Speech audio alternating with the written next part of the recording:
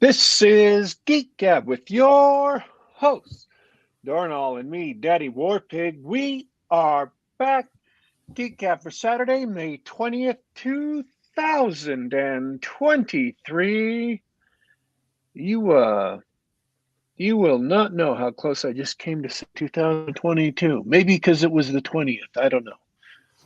Maybe it's because I'm so exhausted. My brain is literally melted at the bottom of my skull. I can feel it sloshing around every time I turn my head left and right. It's like having soup someone poured into my skull through my ear.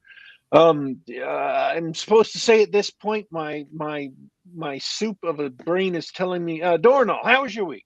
It was good. Took the last week off for my birthday. I'm a little bit older now, not that that's a big deal, uh, but doing well. Doing well. I don't have much to add this week. Mostly been suffering at work in the Pacific Northwest's heat wave. Too good. There's a heat wave.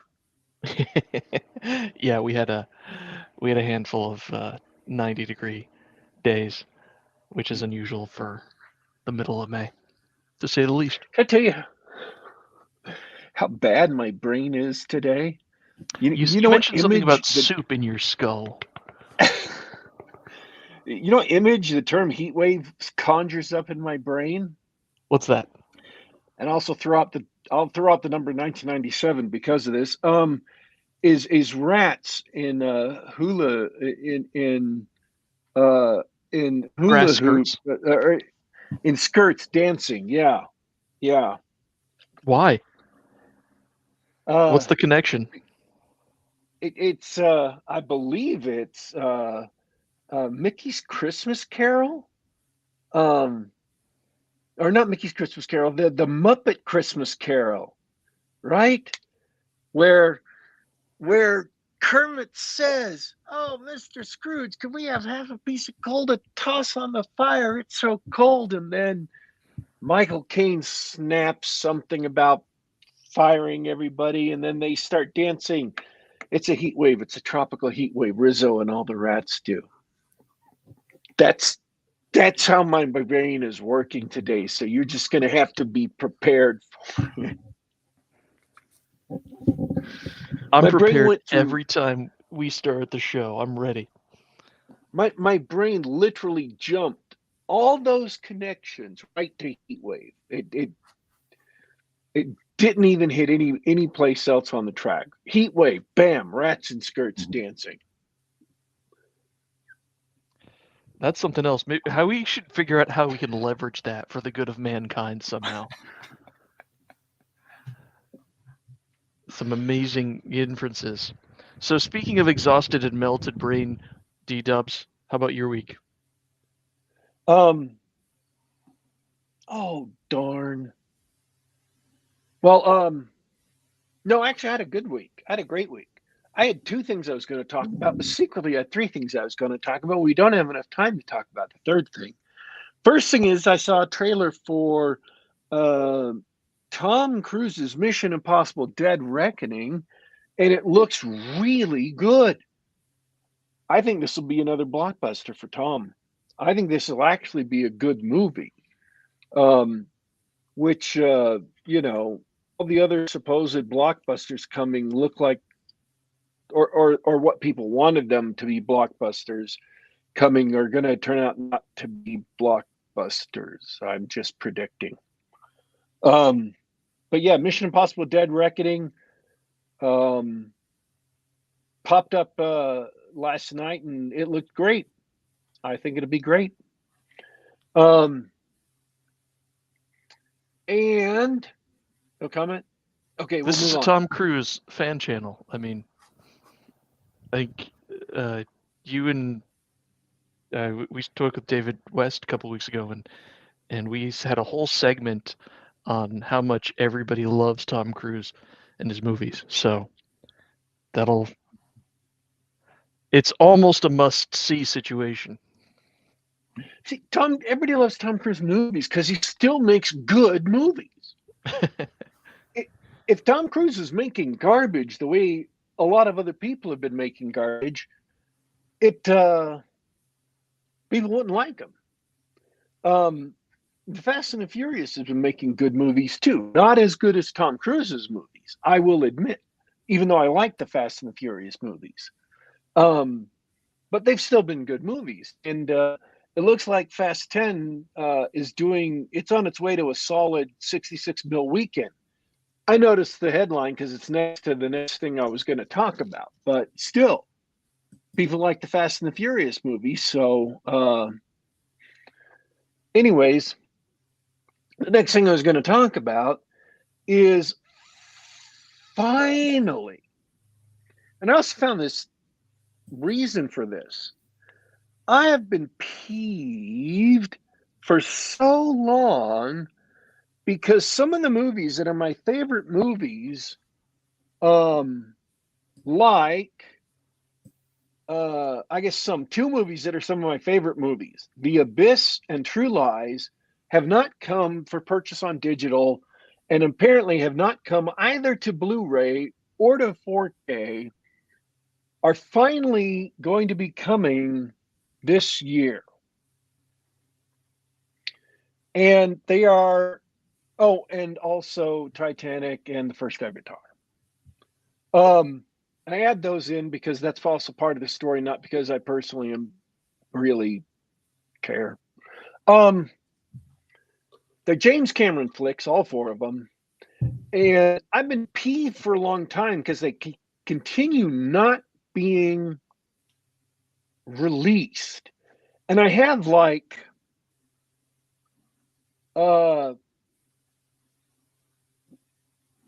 I have a wish list, but I can't even add the movies to the wish list because they're not listed. So I have to add the soundtrack.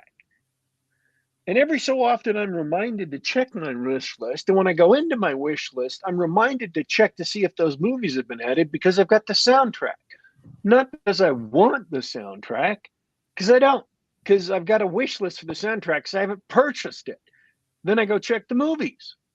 And they haven't been added for literally decades, 2 decades. I've been checking these. Or 15, 16 years. Finally, there was a sort of backdoor announcement that they would be coming this year. And it turns out the reason is that James Cameron has been so involved in the Avatar movies, and he's such a perfectionist that he hasn't taken time to oversee the digital conversion process to get it all done. And so that's why they haven't shown up for purchase on Apple iTunes and whatever. So finally, those are going to be showing up. This still does not explain why FreeJack is not available for purchase or streaming on iTunes, and why it's only available for streaming on Amazon Prime. But I'm sure at some point that will possibly be rectified, because that one still annoys me. So, yeah, I have movies that I like, that I have my eyes on, that aggravate me because they never show up where I like them to. And every now and then I go back and check, and I get annoyed when they're not available. But fortunately this year, the other small thing I want to talk about, True Lies, which is, I believe, despite being well received, really underrated as a spy movie and as an action movie. And The Abyss, which is just an incredible movie. And despite its, underlying political message, I think it's an incredible movie, and I will forgive it that. I think James Cameron almost killed his cast making that. He did. Oh, I watched. There's two making of documentaries that I watched on that were both excellent, that are available on YouTube. They're part of big YouTube channels. One was like an hour long, and it is grueling, absolutely grueling what they went through. And no, I have no idea what the shows were, where the links are, or anything. And I'm not even going to promise to add them to the show links or anything. But yeah, if you look on YouTube, you can find some behind the scenes about the making of that show. And it was, I mean, even though they were shooting under quote unquote controlled conditions, because they weren't at sea like they were for Waterworld, they were in the a half constructed nuclear plant cooling tower that they had tossed, millions of black beads over the top, so it was completely black underneath, so you couldn't see sunshine, you couldn't see light rays underneath it. So it was technically, controlled conditions in that sense. It was still incredibly dangerous, and things can and did go wrong. Water is just the worst substance in the world to shoot in. Bad for people, bad for equipment. Electricity loves to get loose in water and just go in all kinds of directions. So yeah, fascinating if you can track them down. You know, I know the Joe Blow channel, which is actually where I got this news story from, has one that's like 20 minutes long. That's not the big hour-long one that I watched. That is really great. I'm not even going to make a promise to try and track that one down, but if I happen to accidentally, maybe we might put it in the show notes. No promises. And short, I did 2 weeks ago. We didn't get it in the show. We didn't talk about it last week because, hey, it was a birthday and, we did it. I did my first return to Brazil, or the Caribbean Islands adventure, and it was not what anyone expected. And that went just really incredibly well. And we might actually talk about that on a future episode. I put up a session report, and I may put up some additional stuff. I revived my blog, which is I purposely stopped 5 years ago. I revived it specifically for this session report, to let people know what piracy in D&D, in AD&D, after the events of Grovenloft and the Blood Rain, and that's not Blood Rain like you would spell it for the video game, but literal rain of blood and going out of the sun. That is the literal sun going out in Trollopolis looks like. With the sun gone and the snow, the Caribbean Islands have been cursed. And so even though the sun had come back, the weather in those tropical islands is still frozen. And so the pirate ships are ice riggers. They sail the snow drifts and frozen seas. And yeah, so that was the first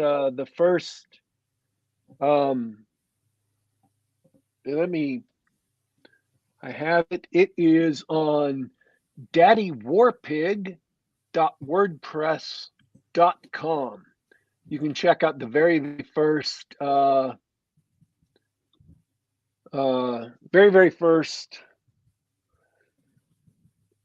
session report of a crew from a privateer walk into the world,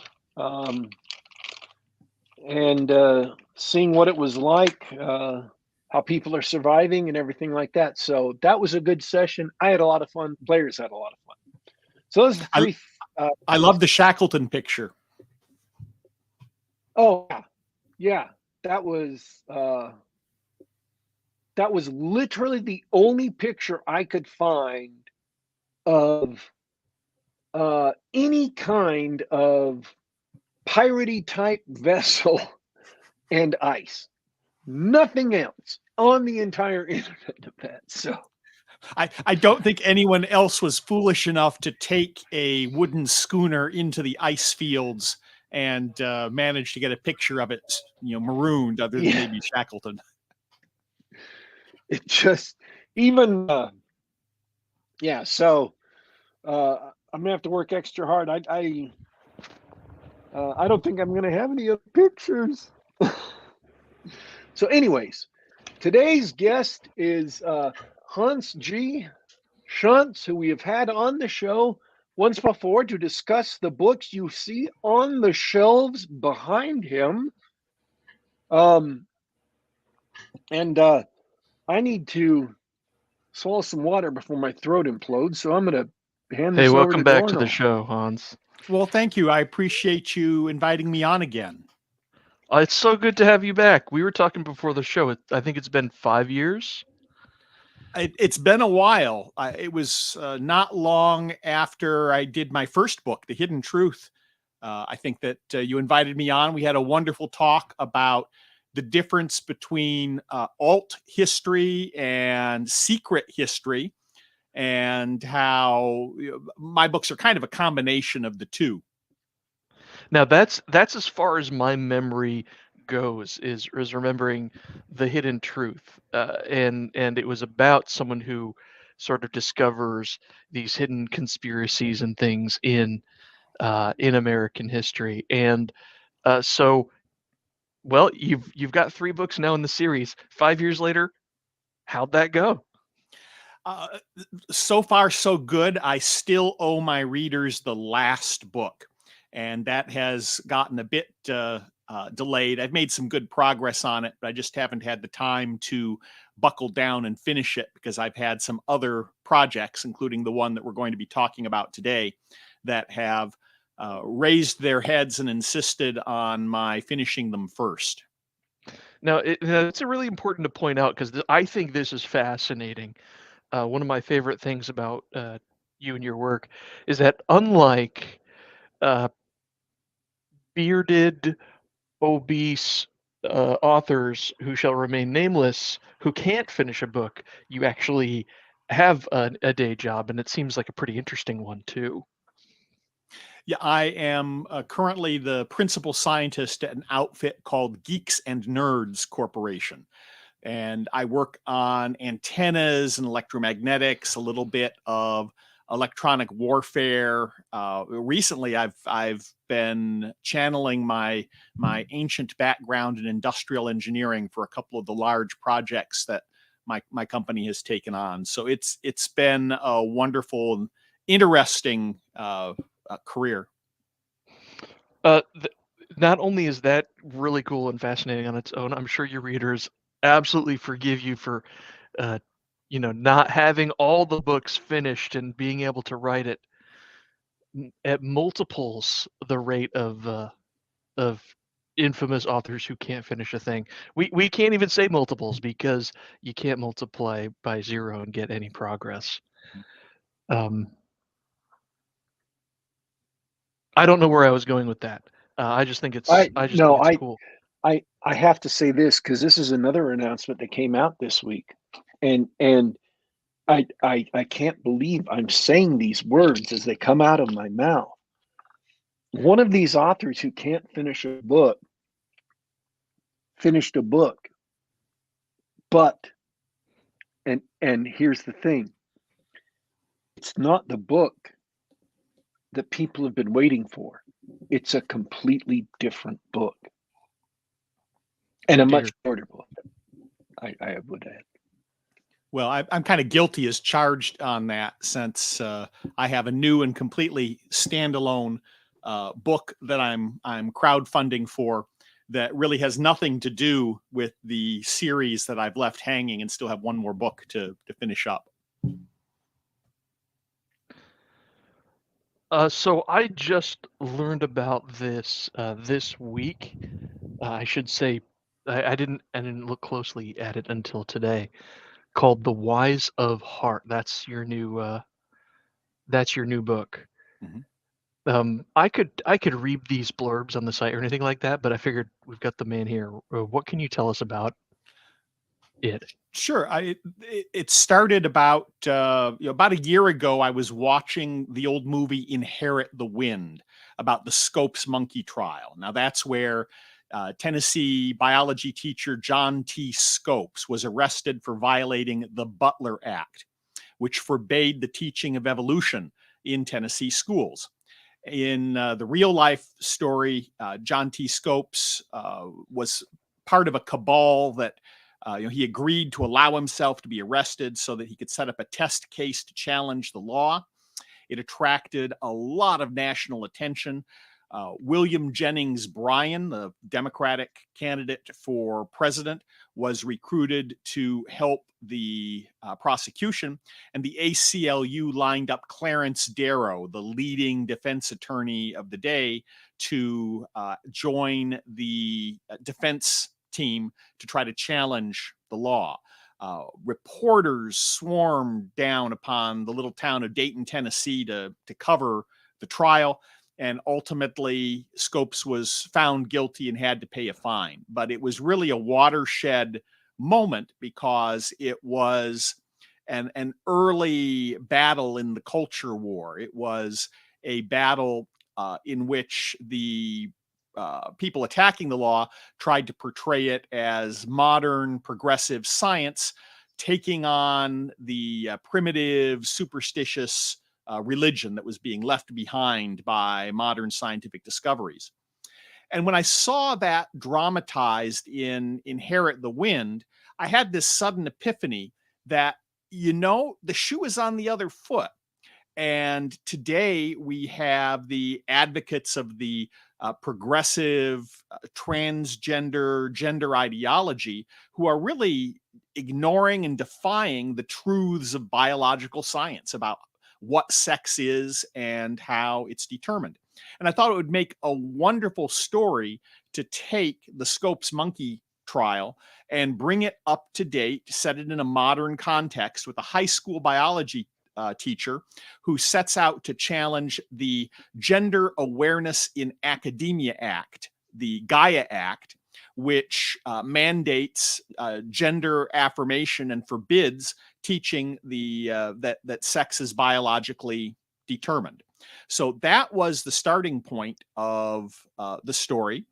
I have been serializing it on Substack and on the ArcTunes site. I'm about 23 episodes into what should be a 55 or so episode run. So there's a sizable sample of the work already out there. We're right in the middle of the action in Act 2 right now with the courtroom drama. And the thing I tried that's a little different here is this is my first attempt to do an illustrated novel. I'd considered going the graphic novel route, but it's a courtroom drama. There's not a lot of really engaging visual action. But what I did was I found a really first-rate illustrator, Ellen Chansey, and commissioned a whole bunch of line art from her to help illustrate the story and bring it to life. So I decided, before I do my formal release of the book in a couple of months, to try to get the art paid for in advance by doing a Kickstarter and see if I can get that funded. And the Kickstarter is going very well. I have it's 90% or so funded as of this morning, and I have another week or so to go. So I think hopefully your viewers can help push me over the top and get it funded and get an early look at the complete story.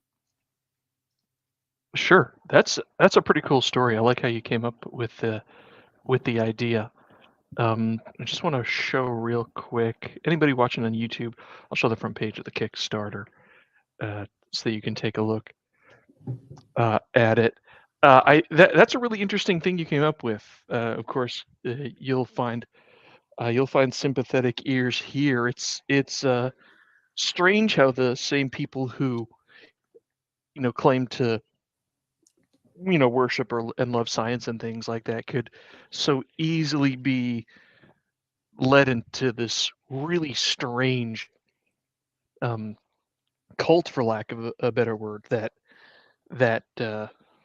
you know denies or contradicts what we know about the world and biology and everything in the matter of a generation or two. Mm-hmm. It's strange. Well, it was really fascinating for me as I started diving into it to realize that there really isn't a logically rigorous, coherent account of this gender theory and gender ideology. It's all this touchy-feely, vague, emotional language. I had to construct a proper defense for it because I could not find one in the literature anywhere that I could use. One of the fascinating things I came across as I was researching the book is Matt Walsh created this really wonderful documentary that I'll recommend, What is a Woman? And he went around to various therapists and activists and pediatricians and so forth, asking them about the whole gender theory and asking them the question, so what is a woman? And it was amazing how, the best answer they'd have is, well, a woman is anyone who says she's a woman.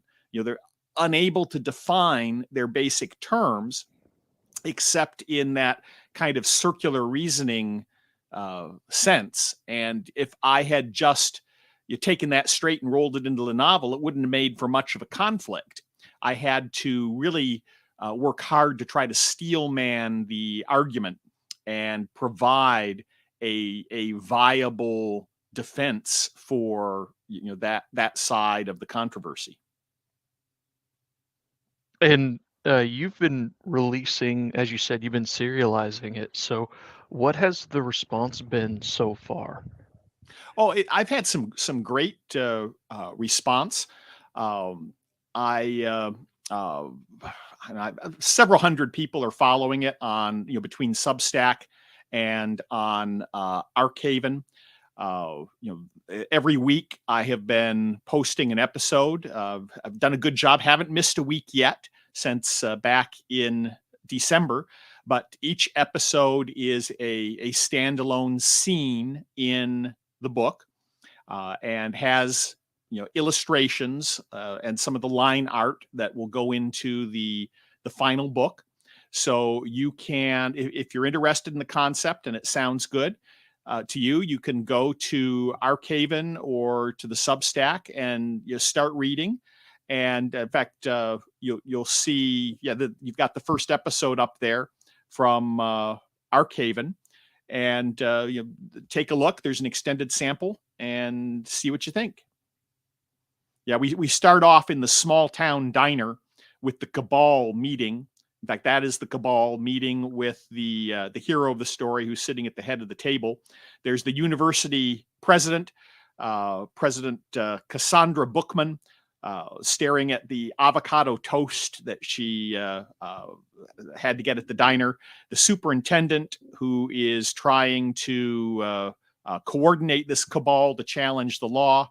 And then the mayor sitting there in overalls and crossed arms, who's skeptically listening to the superintendent describe how he wants to create a big event and draw lots of attention to their small town by challenging the Gaia Act. Well, yeah, I wanted to show off this line art. That's a cool idea. And gosh, I mean, I don't have much to add to that except that does sort of generate It generates the interest. I'm actually kind of curious to know, like, follow your thought processes and know how this thing turns out. Sure. Well, it was really interesting to me just comparing the history of what really happened at the Scopes trial to how it has been dramatized in the play and the movie Inherit the Wind. In Inherit the Wind, you see the innocent biology teacher, mild mannered, minding his own business, just passionately teaching evolution and Darwin to his young impressionable charges when the police burst in and arrest him. And in real life, it wasn't like that at all. Scopes was a willing participant in the cabal. In fact, they never did actually arrest him in the classroom. He was arrested afterwards on the report that he had taught the teaching of evolution. So in my story, it was actually a little closer to the real history of what happened by showing the high school teacher protagonist being an active and willing member of the cabal that is getting together to set forth to challenge the Gaia Act. And it was fun making sure that I had this meeting of town and gown with everyone properly motivated. The superintendent is a conservative who wanted to challenge the Gaia Act, and he has to persuade President Bookman, professor of gender studies at the local state university, and get her on board. She is one of the people who advised the state legislature when they drafted the act. And he has to point out that everyone's ignoring the act, no one's taking it seriously, and both sides need the court case in order to test the law. And that's her agreement and her surprise recruiting of one of her alumni is the starting point of the action. So she brings in the famous state senator, or the famous senator from the state, from Washington, who comes back to lead the prosecution, Senator Roxy Castillo. And the superintendent's kind of flustered by that and ends up punting and is able to secure Senator Castillo's arch rival from Washington, Senator Chad Travis of Texas, who comes in to lead the defense. And so they are at loggerheads. They share a certain secret history that ends up making the trial more than just a political conflict. It becomes a deeply personal conflict between the two of them by the time we get deep into the trial. And that pretty much sets the stage. One of the features I really enjoyed writing is, of course, in real life, the trial was a media sensation. So what I did is, in the novel, at the beginning of every chapter, so it works out every 3 or 4 or 5 episodes in the serialization, we get to see the media all reporting on what just happened, and get to listen to some reporters blithely lie about the events that just transpired that you just read about, others with more insightful commentary. I have a colorful cast of characters that includes a dangerous tranny in drag and a MAGA cap who wants to show how the left are the real transphobes. There's a young videocaster whose nickname is Zoomcaster, who breaks the big scoop of the trial because of all the network news reporters, he's the one who's got the most gumption and drive to do actual, honest, genuine reporting. I even have one reporter who is a columnist who channels H.L. Mencken's original reporting from the Scopes trial. And it worked out really nicely because his columns and his commentary have this vaguely archaic sense to the language of them, but the ideas he is conveying are just spot on and directly relevant to today's political scene and to the action that's being presented. So it really is a mix of, courtroom drama, media drama, a debate and discussion on not just the politics, but on the science and biology versus the gender, transgender agenda, and some nice character arcs I was able to get through here. The hero's girlfriend and fellow teacher is the daughter of the university president. So she actually ends up being one of the more interesting characters because she's caught between her boyfriend and her mother, the university president, thinking she can find some middle ground and ultimately being backed into a corner where she's got to make a choice whose side she's on. That's one of the more interesting character developments of the story. So what I'm getting out of it that I wasn't sure whether to expect is, it sounds like you have many characters who are analogous to those historical figures. When you mentioned the famous senator, it sounds like there's your William Jennings Bryan analog, but you're not simply retelling the story with analogous faces and names. This isn't the Animal Farm of the Scopes trial. You've actually written a full novel with, I want to say, original characters, and you actually have a narrative and a plot, and it's character driven, it's not just an analog.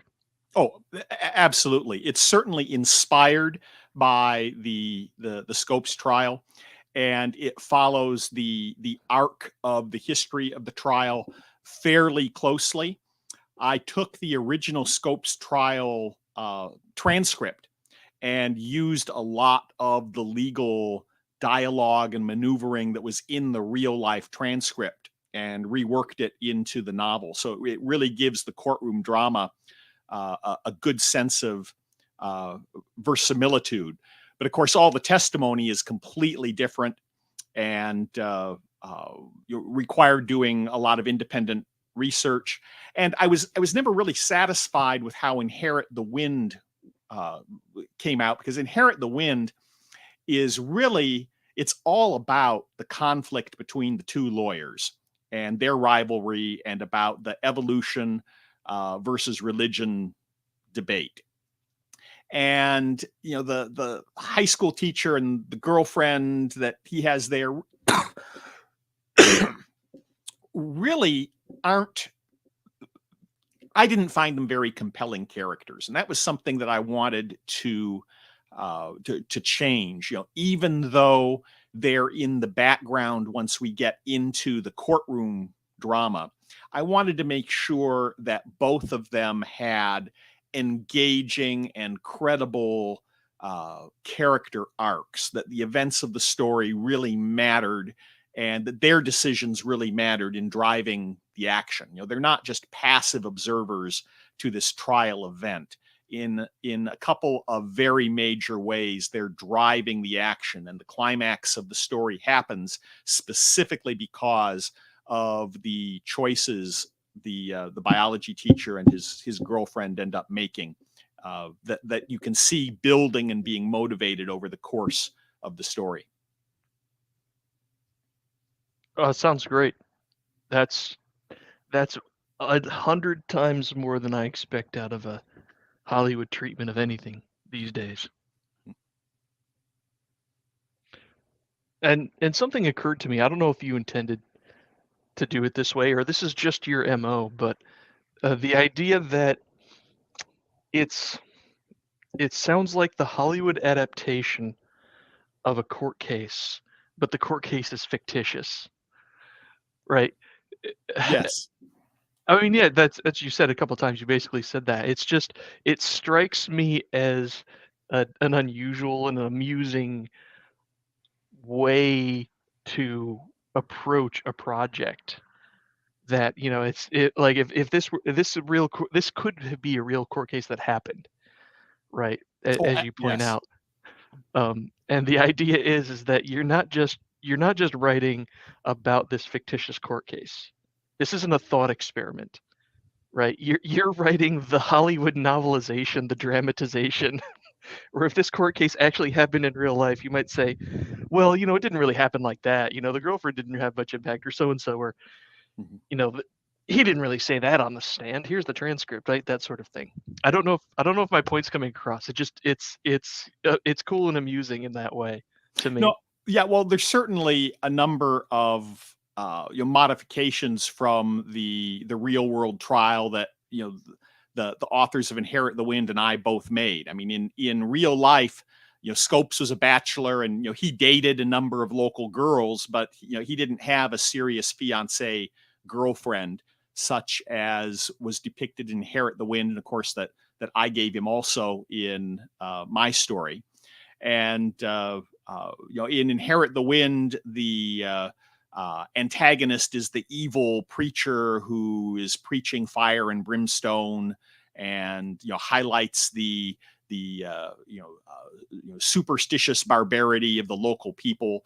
Of course, the analogous character is my university president in my story, and none of those characters really existed in real life. And in the real world Scopes trial, the locals were actually generally interested in challenging the law, and that's what motivated them to do this in the first place. And they were quite justifiably upset when H.L. Mencken and other reporters tried to play it up as them being a bunch of ignorant hillbillies trying to stand in the way of progress, when they were the ones who took the initiative to challenge the Butler Act and in the first place. So there's certainly a lot of liberties taken with the real world events.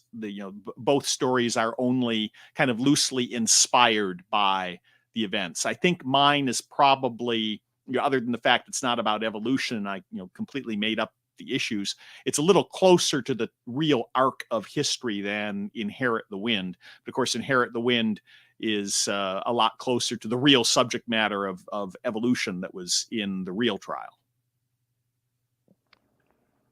Understood.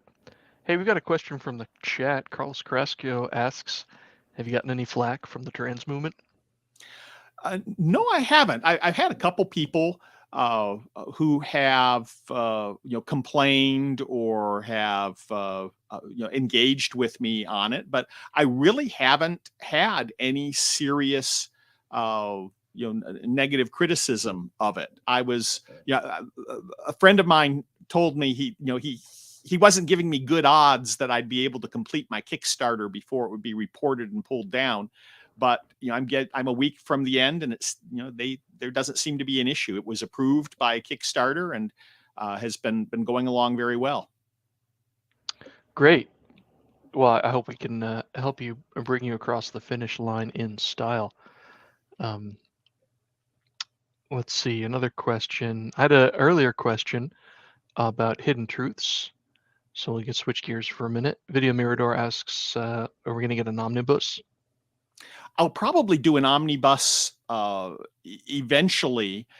It'll be a bit of a difficulty because the fourth volume of The Hidden Truth, A Hell of an Engineer, I'm a good third or so into it, and it's shaping up to be 180,000 words. I mean, it's going to be almost like an omnibus in and of itself.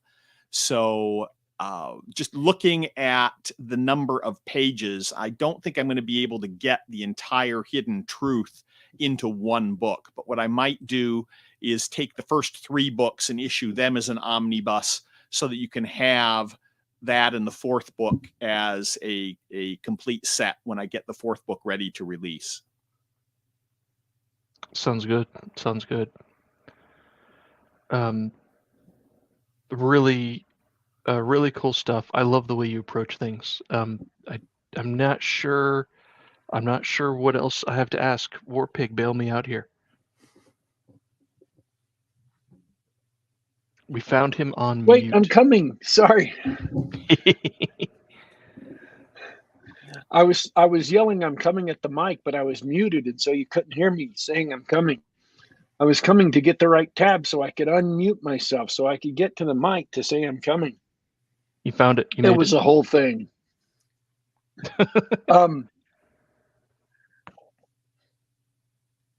I honestly don't have any other questions. I mean, I understand. I mean, it sounds like a fascinating project historically, um, and I think it's a way I would never have thought of to illuminate modern trends and modern events uh,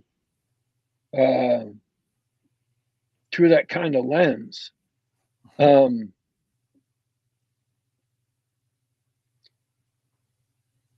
and that's the kind of thing that's the kind of thing I find interesting, because everything nowadays that I see is something that is either a retread of something that's already happened, or it's something that I've thought of myself, or just isn't fresh or new. And this is something that is just outside of the universe of things I would have thought of. That's why it's interesting, is because it's like, no, if I would have sat here trying to think of ideas for projects for the next 50 years, I would never have thought of this one. That's why I think it's interesting, is because it's so obviously the product of something that you could have given me an infinite number of typewriters and I would never have come up with this. So like an infinite number of daddy war pigs and an infinite number of alternate universes would have never thought of using the Scopes monkey trial like this, or at all. Well, I didn't really realize what I was doing on an abstract level until I read this brilliant essay by Alexander Macris. He does the Tree of Woe, or Contemplations on the Tree of Woe Substack. And he pointed out that the modern culture war that we're all in is an act of artistic spoliation. Now, spoliation, historically in the artistic sense, when the Christians took over from the pagan religions, they kept the pagans' temples, they stripped out all of the pagan symbology and turned them into churches. They tore down the pagan statues and made everything align with their Christian philosophy and religion. And in a large extent, that's what progressive artists have been doing. They take cultural touchstones that are relevant and significant to many of us on the right side of things, our comic book heroes, the heroes that we grew up with as children in movies like Star Wars, and they deliberately twist and pervert them from their original meanings and create woke caricatures of them that, frankly, in most cases, aren't even halfway decent art. And what I realized that I've been doing here with my project, The Wise of Heart, is I'm taking a progressive cultural touchstone, Inherit the Wind, which artistically expresses the triumph of modern progressive science over superstitious primitive religion, and engaging in a counter spoliation where I'm flipping the script and I'm turning that work of art into what I hope is a better work of art that flips the script and turns it into a portrayal of how the modern progressive ideology is in fact anti-science and anti-reason and anti-life.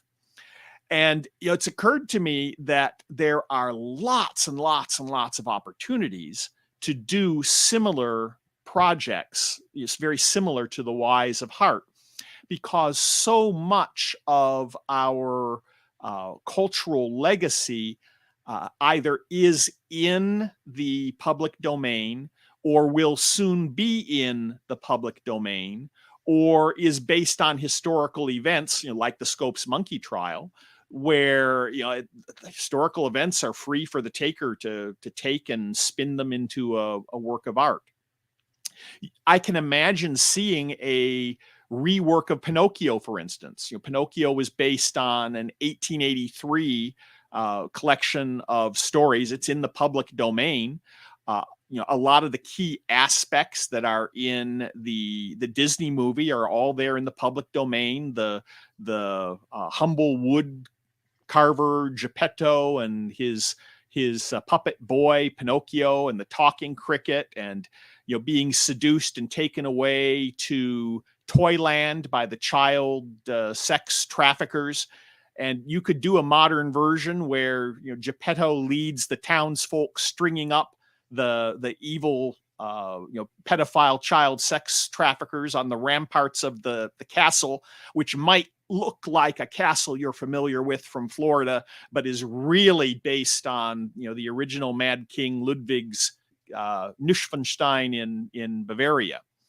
A lot of the Disney canon is now either in the public domain or is based on stories that are in the public domain, and it's free for the reworking the story in a based fashion that would constitute not just a philosophical turnabout or a moral turnabout from the existing canon, but in many cases it wouldn't be too hard to create a genuinely better work of art.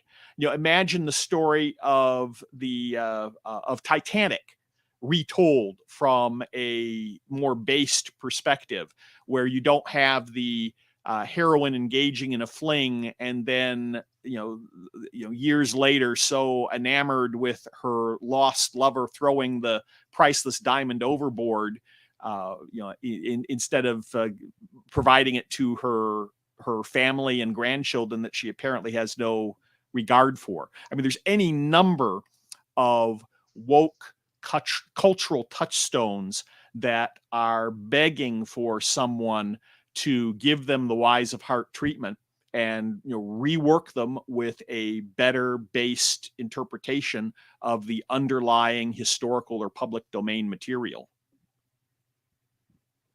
That's a heroic task, Herculean even. Well, and that's why I'm not keeping it to myself. I don't know if I'd have time to even begin tackling those kinds of projects, but I hope there are people out there who like the idea and are willing to take some of those notions and run with it. It's fascinating. Just to sort of repeat what you said back to you, the idea, and something that's been said many times from people who consider themselves conservative or on the right or something like that, would say, we need to make our own stuff. We need to. Right. But your response is more intriguing to me, which is, no, they've taught us how to use our culture as a weapon. So let's use that technique. Let's use that weapon. We're going to, and I think you've been given an amazing opportunity with the trans movement in particular. Is an opportunity because it is so farcical, it is so ridiculous that that's something that we can actually turn and use against them. And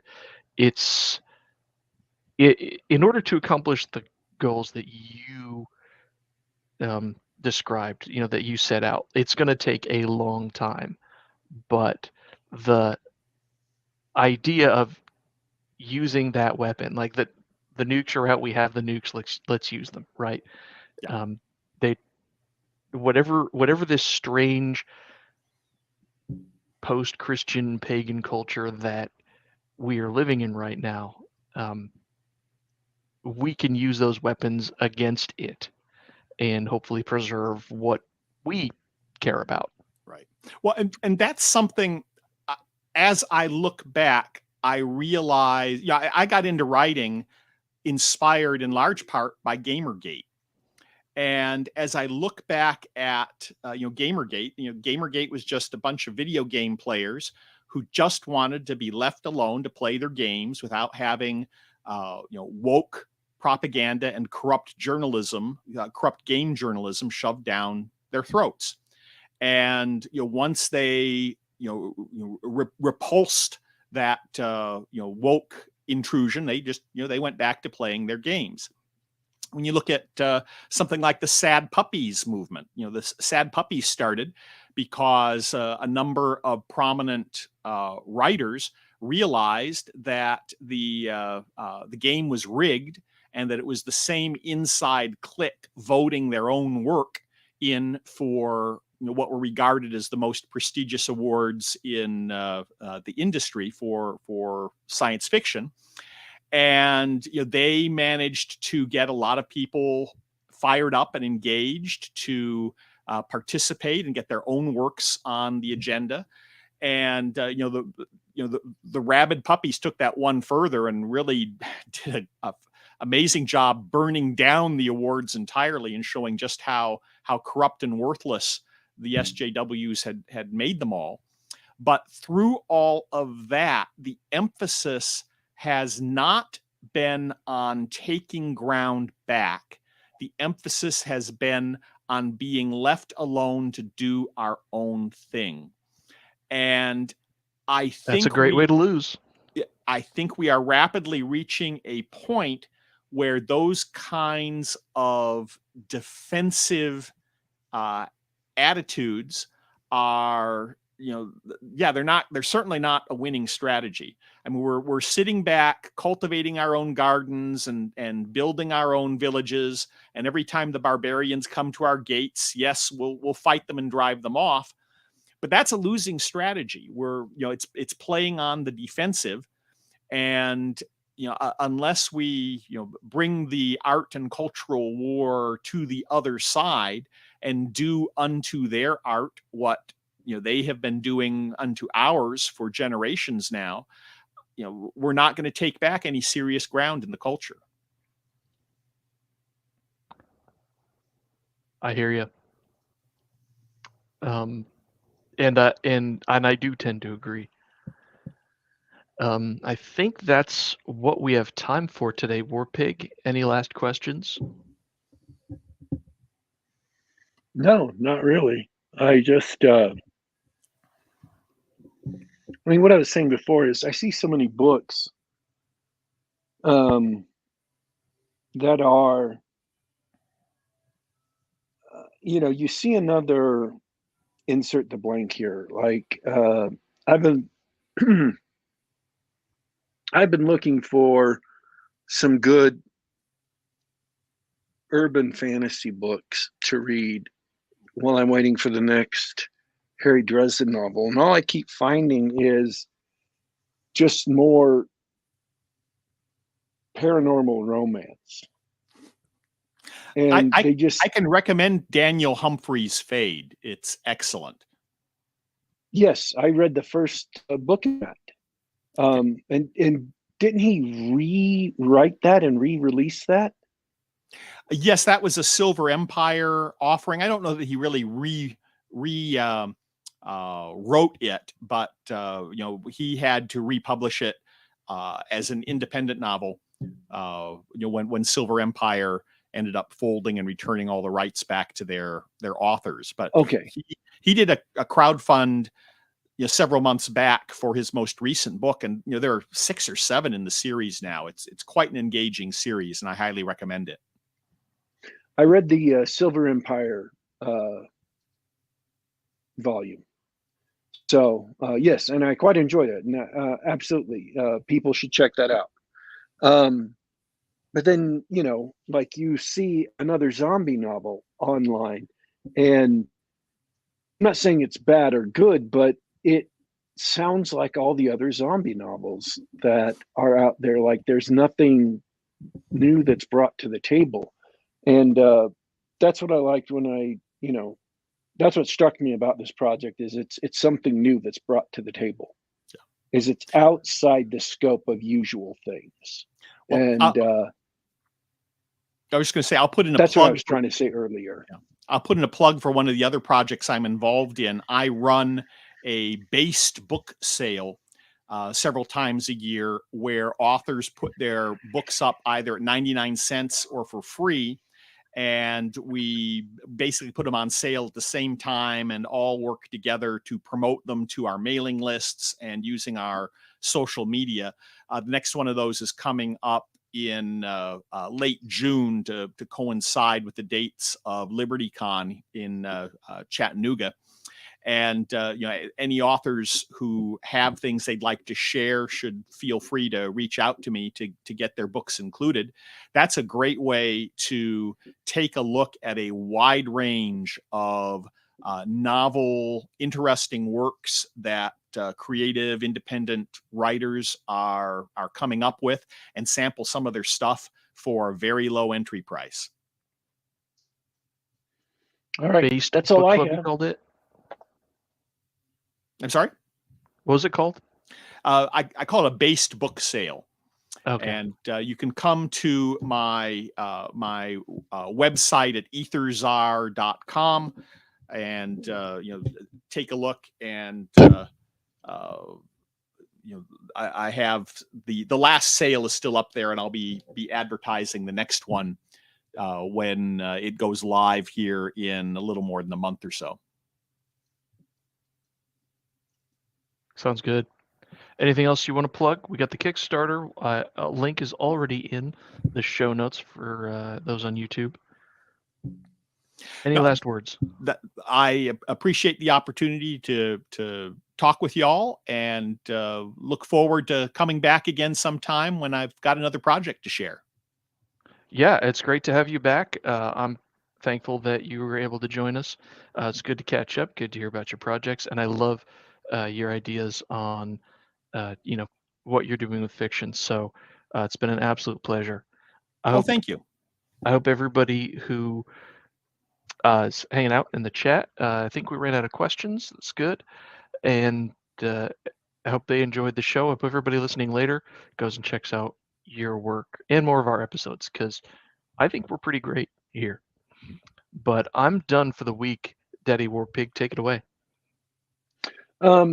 Next week, we are scheduled to have Misha Burnett, who's currently running a Kickstarter for his Small Worlds anthology through Kursova, who is, as I know, rock solid on creating and fulfilling his Kickstarters. I just got my copy of Michael Turney's Sky Dance of Winter Fire, which completed its Kickstarter through Kursova just recently, so I haven't cracked that baby open, but I got that like 3 days after they said it was shipping. I don't know what unholy wormhole runs directly to my house, but every time that Kursova says, "Hey, things are shipping," I get mine like 2 or 3 days later. So. Yeah, as always, very, very happy with their Kickstarters, and Misha Burnett's got another one running. We'll have him on the show next week. Pylum Press has some stuff going on. So we're nosing around them just to see when that's coming out, and maybe we'll have some of their authors coming on to talk about that. I know for a fact that the sequel to Shag Duck is coming out sometime soon, so hopefully we'll be having that on the show. And they are claiming that Sky Hernstrom has a whole entire novel that they'll be releasing soon. Let's see, what else have I heard in the rumors department? Oh yeah, my good friend who has not been on the show in a very long time, um, Gaming Ballistic, has either just started or is about to start another Dungeon Fantasy Kickstarter. Um, and so I am definitely looking forward. I've been having discussions to get him on the show. And